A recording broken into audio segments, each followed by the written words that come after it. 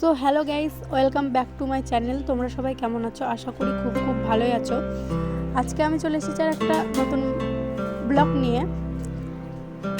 My channel is Sonu Trisha. তোমরা কেউ এখানে গিয়েছো? ডাহাপাড়া ধাম, এটার নাম হলো ডাহাপাড়া ধাম, লালবাগ ডাহাপাড়া ধাম। লালবাগের ঘাটি গঙ্গা পার হয়ে এই জায়গাটা। খুব সুন্দর জায়গা। এখানে আসলে পুরো আমার তো খুব ভালো লাগে এখানে যেতে।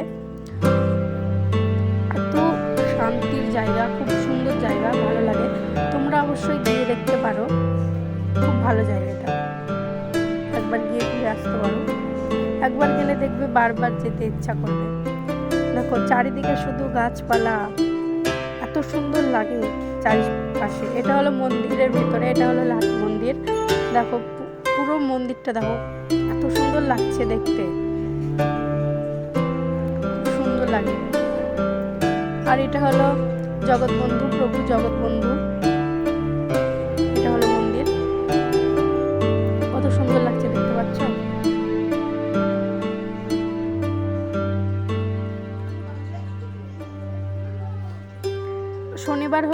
শনিবারে যদি যাই তাহলে কীর্তন হয় গোটা দিন।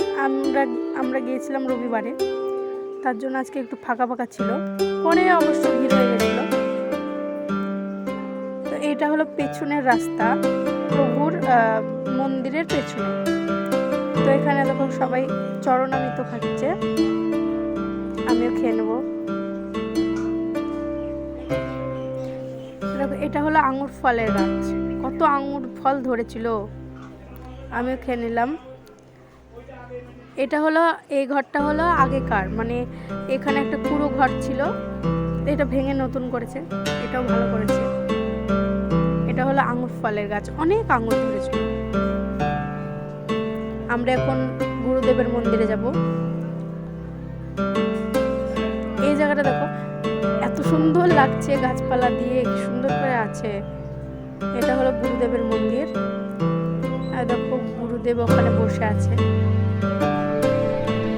ওখানে শয়ন দেয়, এটা বিছানা। চারি সাইডটা খুব সুন্দর। এটা হলো পদ্ম ফুলের গাছ, এখানে শুধু গাছ আর গাছ। পদ্ম ফুলের গাছ, এটা অল্প জলের মধ্যে আছে, কত খুব সুন্দর জায়গা। তো এটা দেখতে পাচ্ছ কি বলো তো, এগুলো হলো সমাধি, মানে ওখানে যে সাধুগুলো থাকে ওগুলো ওই সাধুগুলো মারা গেলে এখানে সমাধি দেয়। এটা হলো চালতা গাছ। চালতা গাছে আরেকবার গিয়েছিলাম তো কি বড় বড় চালতা ধরেছিল, এবার চালতা নেই, এগুলো সব সমাধি, অনেক সমাধি। আর এটা হলো একটা গাছ, এখানে নাকি ঢিল বাঁধলে মনের ইচ্ছা পূরণ হয়। আগে সবাই বাঁধতো, এখন আর কেউ বাঁধে না, এখন বাঁধতে দেয় না, দেখে বকে ওরা।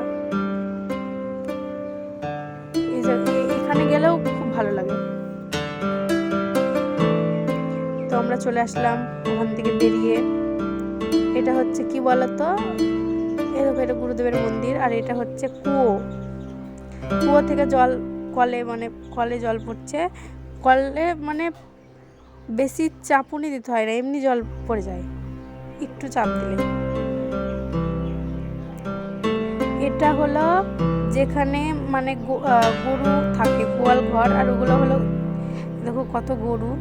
আর ওগুলো দেখলে, ওগুলো হলো কত জ্বালানি কাঠ ছিল ওখানে। তারপর ওগুলো হলো ধানের গোলা, মানে ঘরের মতো। ওটা হলো ধানগুলো, যেগুলো ধান মেরে নেয় দিয়ে ওগুলো খড় সাজিয়ে দিয়েছে, সব গরুকে খাওয়া।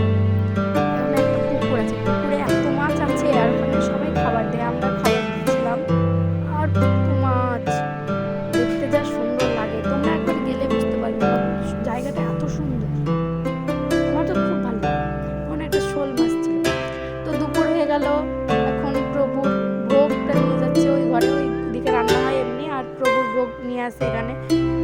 দেখো এই সাইডটায় টিকিট নিয়ে ঢুকতে দেয়, মানে 11টার সময় এখানে আসতে হবে, যেতে হবে, দিয়ে আগে টিকিট নিতে হবে, টিকিট দেয়। আর আমাদের অন্নপ্রাশনের জন্য গিয়েছিলাম, তার জন্য টিকিট লাগেনি, অন্নপ্রাশন বলে আমাদেরকে আগে ঢুকিয়ে দিয়েছিল, পরে ওদিকে টিকিট নেয়। এটা ভিতরটা। এ দেখো সঞ্জীব, এর নাম দিল সঞ্জীব এই সাধুটা। অন্নপ্রাশন ভাত খাচ্ছে দেখো, পুরো খেয়ে নিয়েছিল, একটু কাঁদছিল না। সাধুটা বলছিল যে মিষ্টি মিষ্টি খাওয়াবো, তখন ছবি তুলবো।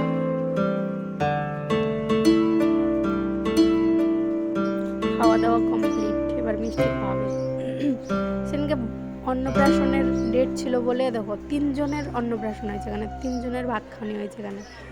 ওইটা একটা দেখলা, এটা আর সবাই বসে গেছে খাওয়ার জন্য, বসেছে, আমরা এখানে বসেছিলাম। নাচ করছে, খুব আনন্দ লেগেছে, নাচ করছে। তো পাতাও দিয়ে দিয়েছে, এবার অন্ন আসছে, মানে এখানে অন্ন বলতে হয়, ভাত বলা হয়। অন্ন দিয়ে দিল, তারপরে ডাল দিয়েছিল, আলু পটল তরকারি দিয়েছিল, এই তরকারিটা দিয়েছিল, পায়েস দিয়েছিল। তারপর খাওয়া দাওয়া কমপ্লিট, এবার আমরা মন্দিরে এসেছি, সবাই বসে আছে, কত সুন্দর জায়গা। তো ভিডিওটা আমি এখানেই শেষ করছি। ভালো লাগলে অবশ্যই লাইক কমেন্ট শেয়ার, আমাকে তোমরা একটু সাপোর্ট করো। আবার পরের ভিডিওতে দেখা হবে, এখনকার জন্য টাটা। তোমরা অবশ্যই এই জায়গাটা একবার ঘুরে আসবে, খুব সুন্দর।